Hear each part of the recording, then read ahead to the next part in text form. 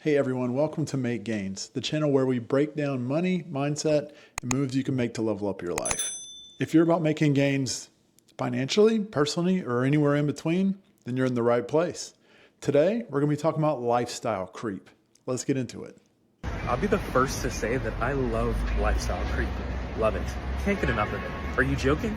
You're telling me that people work their ass off, get promoted, make more money, maybe even start a business, and then the further they get along in their lives and in their careers, they can't spend a little bit of money to look better, to present themselves better to the world, to feel better about where they're living, to feel safer about where they're living in some cases. I'm not saying you spend money that you don't have or that you cannot pay back, or put yourself in a position where on a rainy day, you don't have anything put away. Saving is a good thing. But I'm telling you right now, I have lifestyle creep. I creeped my lifestyle from moving to New York City, living in an attic, eating $2 slices of pizza just to get by, to where I am now, right? Moderately successful, still obviously on my way, but make no mistake, I'm holding a $7 coffee right now and just finished a $5 croissant. My lifestyle has creeped, but I think that's okay. So he loves lifestyle creep. I think we could all say that we enjoy being able to spend more money on things that we enjoy. Let's get the definition down though. According to Wikipedia, lifestyle creep, also known as lifestyle inflation, is a phenomenon that occurs when, as more resources are spent on a standard of living, former luxuries become perceived as necessities. So is lifestyle creep bad? My response would be, it can be, right? Because obviously, as you're making more money, you're going to spend more money. And as your family grows, you're going to spend more money.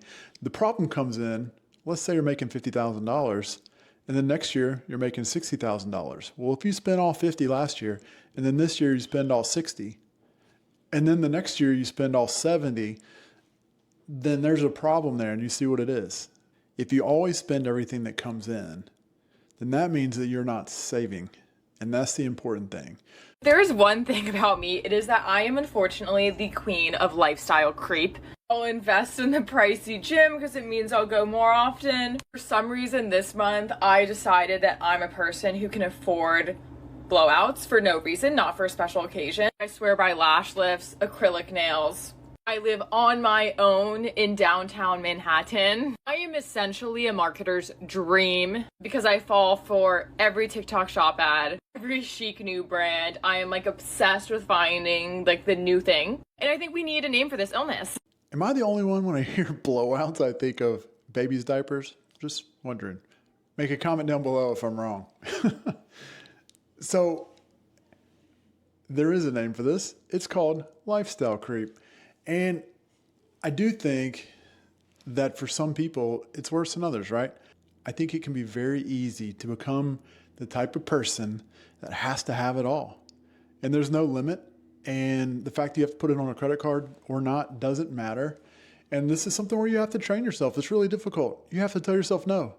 And if you haven't been told no by your parents growing up, it makes it even more difficult. So parents, step up, make this easier on your kids. So you then have to be able to say, I'm not going to spend my money on these things, and be able to understand that those things will not bring you happiness and joy. I mean, they can give you things, but then you're just on to the next thing and the next and the next. The best way to behave whenever it comes to lifestyle creep is when you get that raise, you save a portion of it. And whenever I first got married, we saved almost all of it because we weren't investing anything in our 401k. If I got a 3% raise, then I upped my 401k by 3%. And we did that until I got to 10%. And then we started giving ourselves a portion of that. And we still do that to this day. So whenever I get a raise, we'll give ourselves a little raise, but then we'll invest more. And that helps us to be able to save for our future. I have been financially not doing great.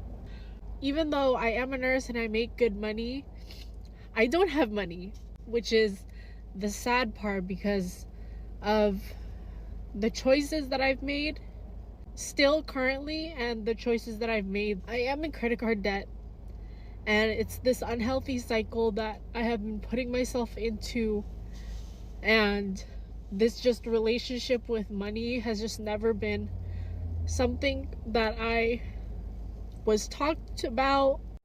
Lifestyle creep is definitely a thing. I've always just wanted to make a name for myself.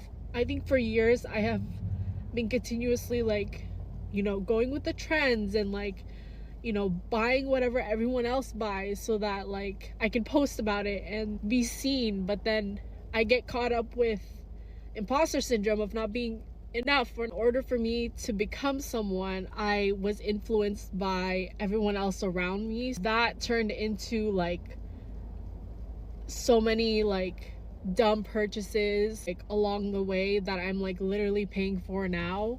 I think I've reached my breaking point. Enough is enough. Like living paycheck to paycheck, living with like the credit card debt and like the afterpays and everything, like I'm done. Like I'm so done. I want to be financially free. Like I don't want to have to worry about like, you know, if I'm gonna be able to eat. I just don't want to be in this cycle anymore. Yeah, it's a bad cycle to be in.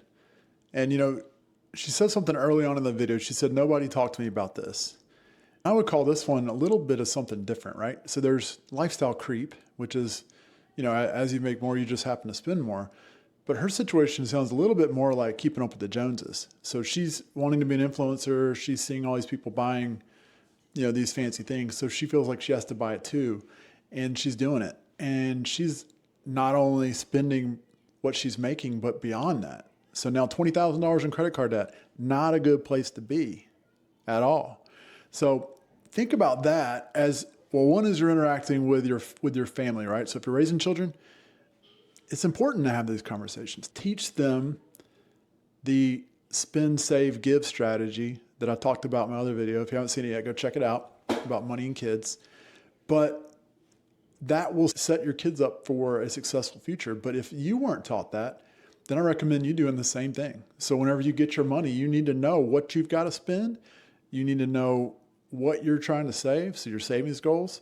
And then hopefully you get in a place where you can give to others that are less fortunate than you, because that is our responsibility. One of my biggest financial mistakes is being a victim to lifestyle creep. I am a victim, and this is such a painful learning experience. Graduated in 2022, and I made sure to celebrate. 3 months after graduating, I leased my car. Not the best decision. This was my first taste at adulthood, at freedom, so I was really living my best life. I was at every concert, every nice restaurant, I was getting every beauty service you could think of, and I took 5 trips in 1 year. It was the most I had ever traveled in 1 year, and while this year was so much fun for me, I did not realize the damage I was doing. It took me a couple of months to realize that I was living completely beyond my means. Which sucks and is hard to admit in a society where everybody pretends that they have all the money in the world and is bad and bougie. At the end of the year, this is what my savings account looked like, and I literally could not sleep at night. I mean, I studied finance, I worked in banking. Theoretically, I should have known better. But all of a sudden, I had this car to pay for, and each week I would say, I'm gonna start saving next paycheck, and it just never happened. Since then, I have become a strict budgeter, and I have totally redeemed myself. It makes me so sad to think about where I could be financially if I didn't let those 8 to 9 months get away from me. I absolutely still have fun and travel, but now I know to leverage my credit card points and sinking funds when I'm doing these things. I'm posting this because I recently made a video about my savings accomplishments. Who am I to speak to transparency if I can't be honest with you guys about my ups and downs in my own financial journey?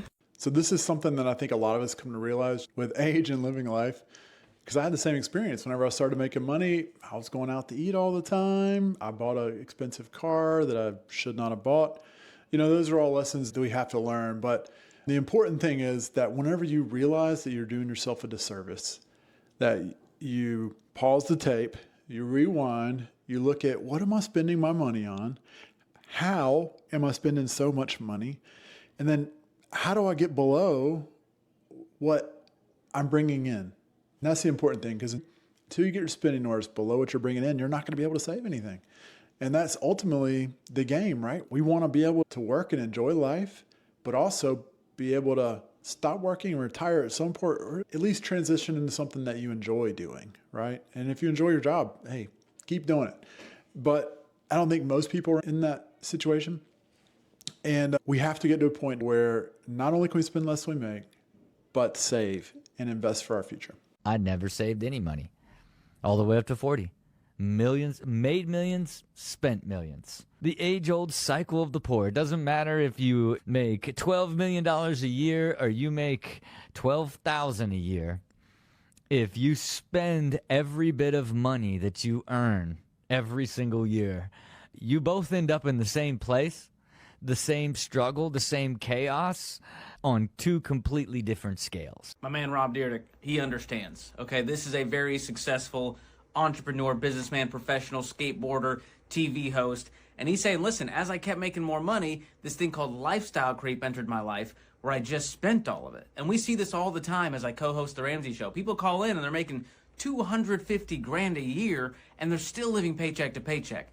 Why is that? Because they're not living on less than they make. Because they're still carrying around debt payments and going into debt for cars and solar panels and student loans and you name it. And so the key to get out of this cycle is to get on a budget, to live on less than you make so that you can actually hit your goals. Don't tell me you're too poor to budget or you're too rich to budget. Everyone needs to budget to pay attention to where their money's going and avoid lifestyle creep. I used to love robbing big back in the day, and I would have never thought that Rob was broke.